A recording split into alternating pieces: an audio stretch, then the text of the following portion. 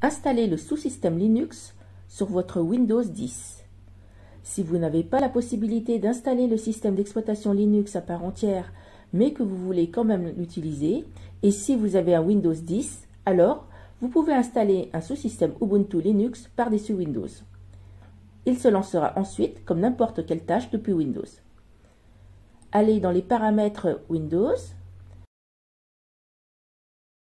Allez ensuite dans les mises à jour et sécurité.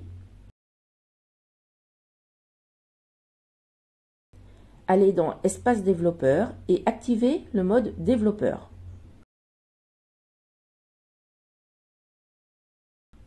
Allez sur Windows Microsoft Store.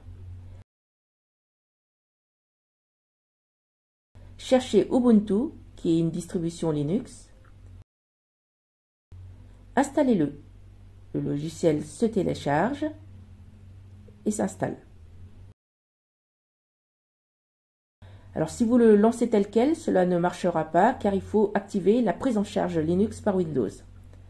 Pour cela, vous allez faire ce petit point technique. Vous allez taper sur les touches Windows et R pour chercher le programme optionalfeature.exe. Ce programme vous permettra d'accéder au paramétrage des fonctionnalités Windows. Cherchez ensuite sous-système pour Linux et activez-le.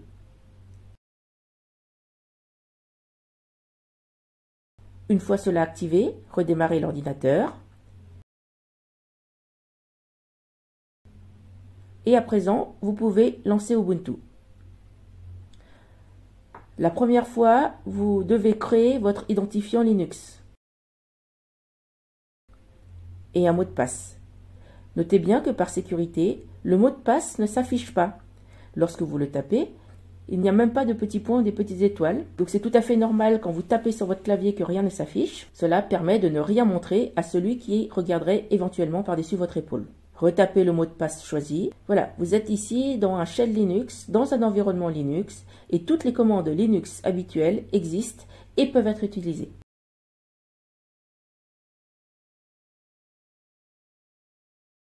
Dernière chose, pour la suite, on utilisera beaucoup d'outils. Je vous conseille dès maintenant de taper sudo apt update pour que votre système Linux se mette à jour. Puis sudo apt install build essential pour installer les principaux outils dont on se servira. Et enfin, sudo apt upgrade.